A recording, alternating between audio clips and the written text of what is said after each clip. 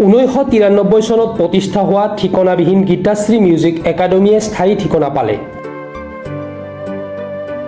জ্যেষ্ঠ ভাতৃ অশোক খাউণ্ডে সাজি দিলে এটা গৃহ।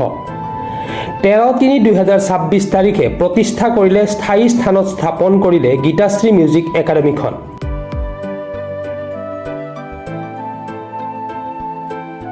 এই একাডেমীখনৰ ফিতা কাটি উন্মোচন কৰে লেখক সাহিত্যিক বিশিষ্ট ব্যৱসায়ী প্ৰদীপ খাউৰীয়া দেৱে।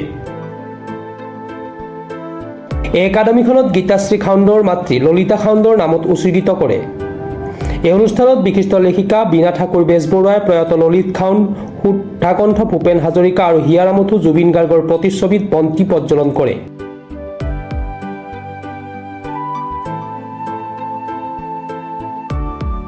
এই অনুষ্ঠানতে এখন মুকলি সভা অনুষ্ঠিত কৰা হয়।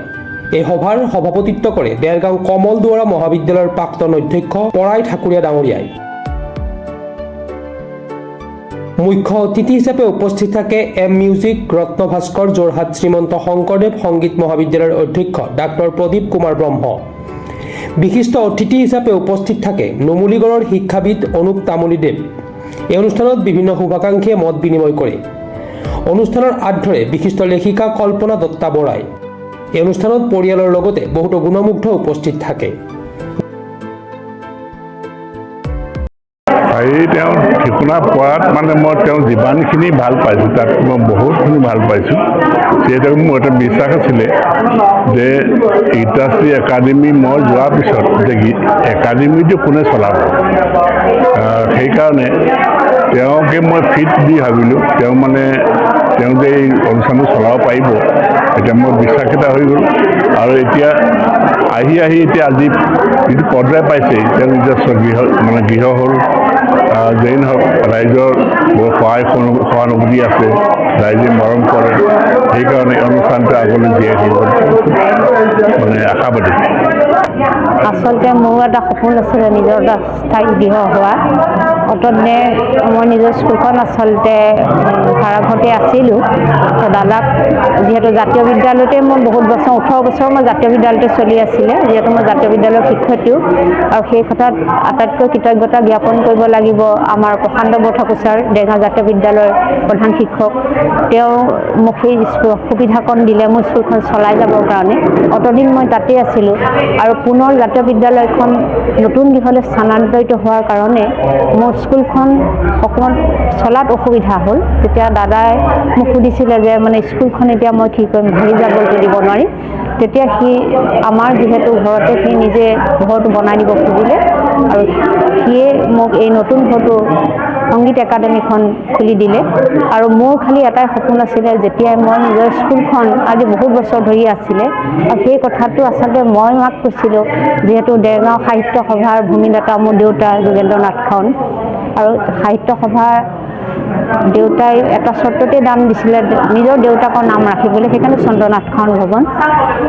আৰু তেতিয়া মই ভাবিছিলোঁ পিছলৈ যদি মোৰ গানৰ স্কুলখন হয়, যিহেতু সাহিত্য সভাৰ কাষত থকা মাটিখিনিও আমাৰেই, মই মোৰ দেউতাৰ নামটো ৰাখিম।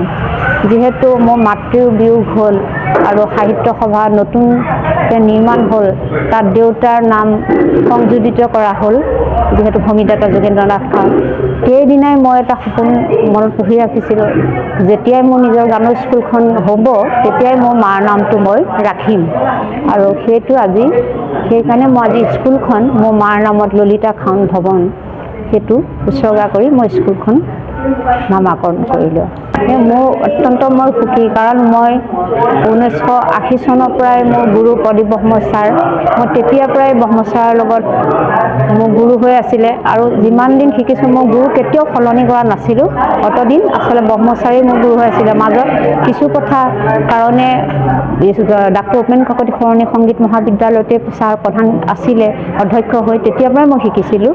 তাৰ মাজত যদিও হৈছিলে, তাৰপিছত মই পুনৰ ছাৰৰ ওচৰতে যোৰহাটত গৈ শিকি মই পুনৰ গানৰ স্কুলখন ছাৰে খুলিছিলে, তাতে মই শিকি আছিলোঁ। তাৰপিছত ছাৰে নিজেই এই স্কুলখন চলাবৰ কাৰণে ছাৰে মোৰ নামটো থৈ পেলাই ছাৰে ৰেজিষ্ট্ৰেশ্যন কৰি দিলে, আৰু সেয়ে গীতাশ্ৰী মিউজিক একাডেমী হ'ল।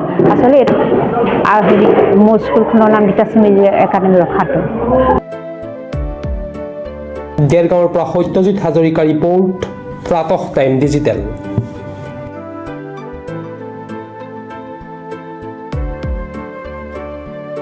শদিয়াৰ পৰা ধুবুৰীলৈ, বৰাকৰ পৰা ব্ৰহ্মপুত্ৰলৈ সকলোৰে মাজত চিনাকি এটা নাম প্ৰাতঃ টাইম। থলুৱা ভাষা, কৃষ্টি আৰু সত্য বাতৰিৰ আধাৰত প্ৰতিষ্ঠিত খবৰ প্ৰাতঃ টাইমৰ প্ৰতিটো বা বাতৰি পুংখানুপুংখভাৱে চাবলৈ Facebook, YouTube, website, Twitter, Instagram আৰু ব্লগাৰ পেজত লাইক আৰু ফ'ল' কৰক।